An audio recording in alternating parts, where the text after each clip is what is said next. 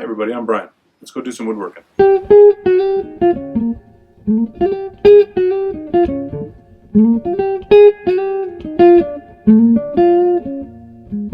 Hey, so today we're going to talk about inlaying a butterfly.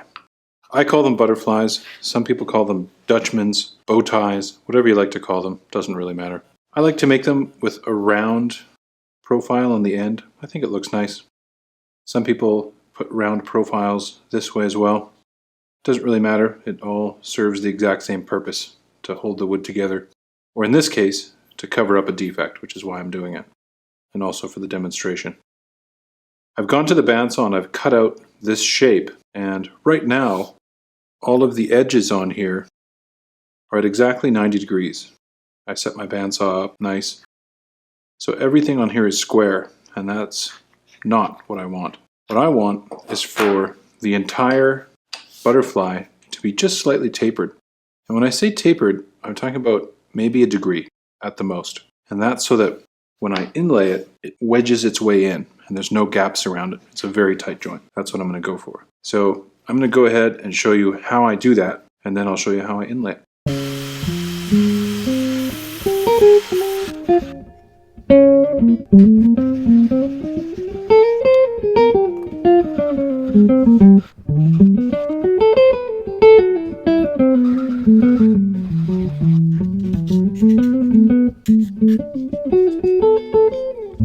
So using both my belt sander and sanding sticks, I have my butterfly ready. If I check it with my square, I can see that I have an ever so slight bevel on the entire perimeter, so that as I inlay it, it will wedge down into the cavity that I create. So I already know what my spot is. I pick my spot over here, and I want to trace the outline as I do it. So I don't trust myself to just hold it there and trace it, because if I slip or I push this piece out of orientation while I'm scribing it onto the slab here, I have to sort of start again, and I don't like doing that. So I like to use this cyanoacrylate glue that is a gel formula. It works quite well. I'm going to flip this over and I'm going to put just a couple of dots on here. And this is going to snap back off the surface very easily. So we want a little dot, and that's enough to hold it in the spot, and then I can just give it a tap and it'll snap right back off of there. So I'm going to choose my spot. I want to cover up that little defect, put it in a nice area here, squish that glue out, and then just keep some nice even pressure on there for a few seconds. It's already immobilized. That's not going anywhere. Just do that for a few more seconds.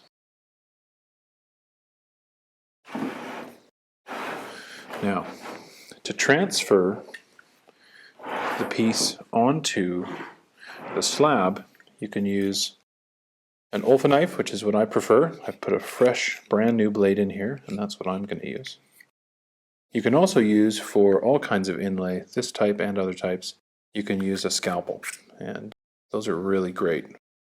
That's kind of an older blade, and this is really hardwood, so I'm going to use the Olfa knife because I'll probably get a better line that way. So I'm going to go around the perimeter, and it's really important that you get this right the first time, because if you don't, you're going to see the cut on the surface if you make a mistake. So when I do this, I make sure I'm not awkwardly pulling on the blade in a direction that doesn't feel right. So I'm in a good position, I feel comfortable. And the first time I score across the wood, I'm doing it with virtually no pressure downward. I'm just letting the knife run across the surface. And I do it a few more times, increasing the pressure as I go. You don't want to push down hard on this right off the bat, because if you don't do it right, you're really going to regret that big deep mark you just made that you can't get rid of. So I'm going to go around the entire perimeter doing that, just really gently at first. And then once I've done a nice gentle pass, then slightly more pressure, and it'll follow in the path of the line that I've just done.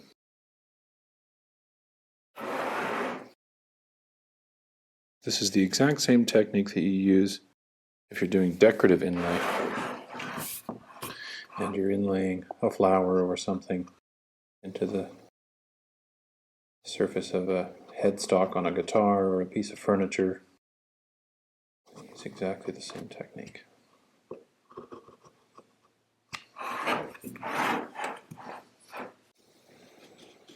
So now I know it's all scored. Now I'm going to get my hammer and I can just gently tap this, and this is going to come right off. And it hasn't wrecked anything. You can see there's a little bit of a remnant of the glue there, which we can scrape off. And we have a nice outline on the surface of the wood that we're going to use as a guide. Now, when you're inlaying something on light colored wood, it's really easy because the dark line of the cut contrasts very strongly against the light colored wood. If you're doing this on dark colored wood, it suddenly becomes very much more difficult because you can't see your dark line on the dark wood. So the trick is that you do this entire process just like this, and then you take chalk and you rub chalk into the groove, and the chalk will be nice and white. And then as we route out the wood and the chalk sort of puffs away and disappears, you know you've reached the line. In this case, we can see very clearly with the router when we've reached the line. That's all we need to do. I'm just deepening the line just a little bit so I can see it really well, getting really close into those corners.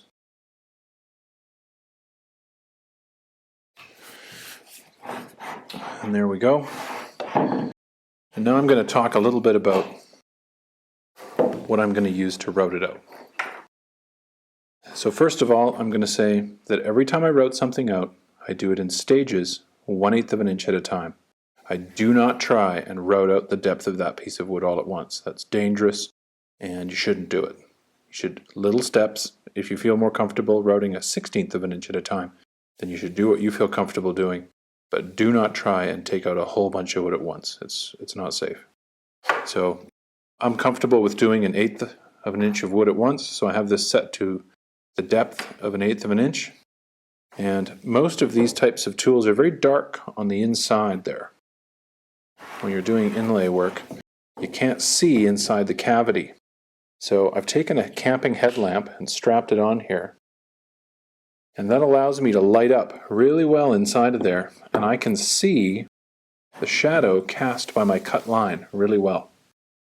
So I'm going to go through, and I'm going to do this in stages. I'm going to route everything out close to my line. I'm not going to touch my line. I'm going to 1/8 of an inch at a time, and when I'm almost at full depth, I'm going to route the whole thing out, and then I'm going to sneak up to my line. And you'll see that as I sneak up to the line, the wood will feather and crumble away. And when that happens, I don't touch it again. You're done. And then we'll go in with some hand tools afterwards and clean it up. So we'll start routing and you'll see the process.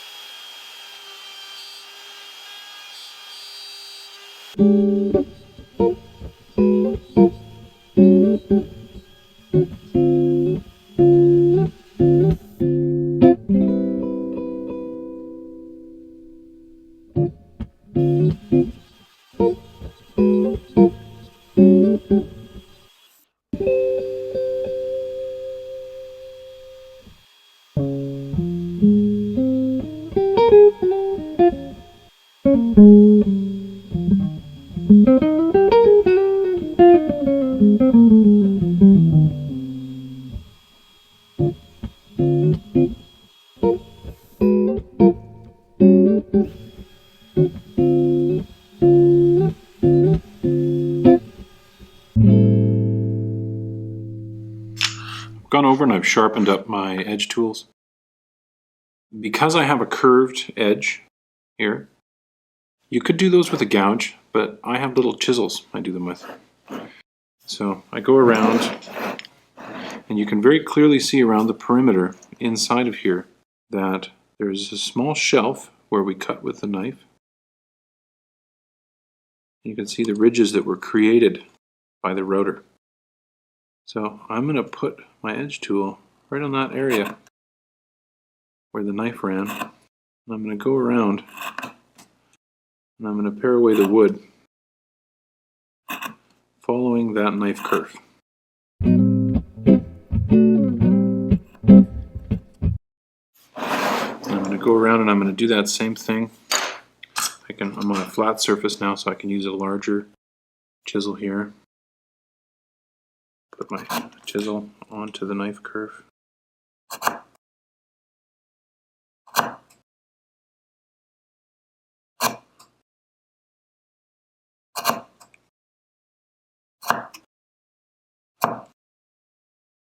You may be wondering why I've chosen to inlay this particular shape into the slab. And it's sort of a traditional shape that helps hold together two pieces of wood because of its tapered shape. In this case, it's just covering a defect, and I'm doing this for demonstration purposes. I wanted to show how to do it. Because it's only covering a defect, it could have been a very thin piece of wood, 1/8 of an inch thick, and just covered the defect. But I thought it was important to show how to make it a little deeper. Because when you do inlay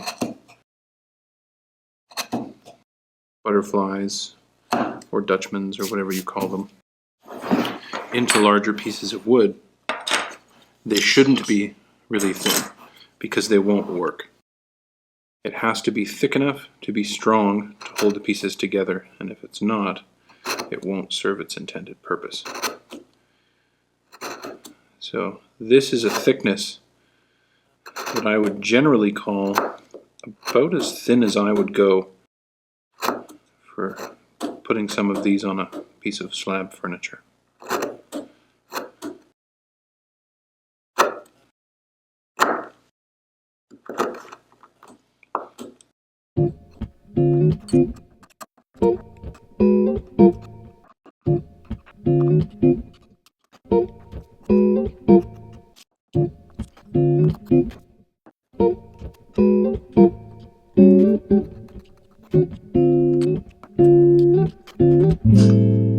I've cleaned out the perimeter. I've got my butterfly ready. The floor inside is nice and flat. And so at this point, I'm ready to glue it in.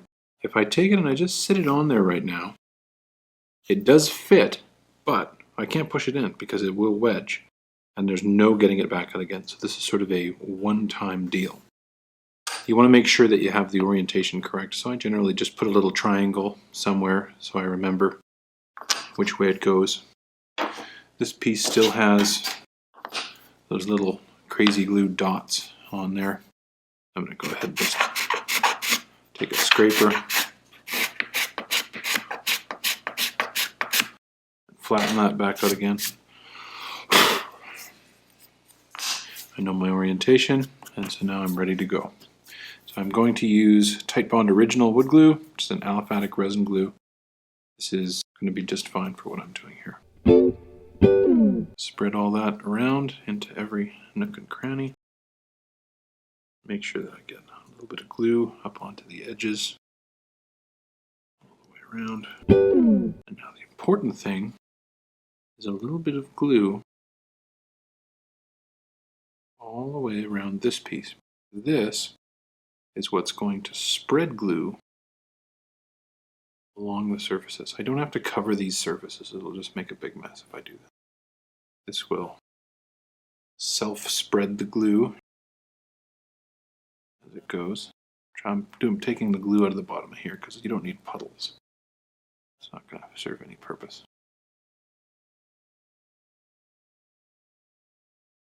Go. I've got even amount of glue all the way around.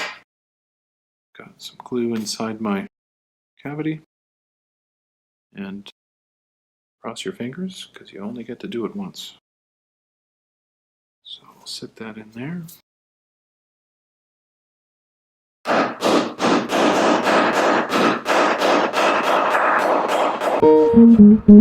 That appears to have worked quite well. Now, just so I don't have a mess to clean up later on, I'm going to go around and use the back edge of a chisel as a scraper to just clean up that little bit of glue that's squeezed out.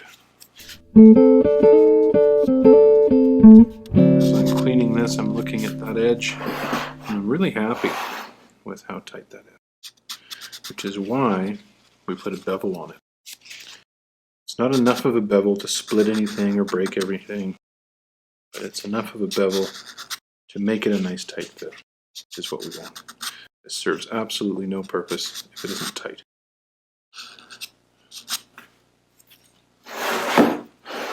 So now you can use whatever method you prefer for the woods you are using to flush these surfaces off, whether it's a hand plane or a belt sander, disc sander, whatever it is you're using. And I'm going to go ahead and do that, and then we'll have a look.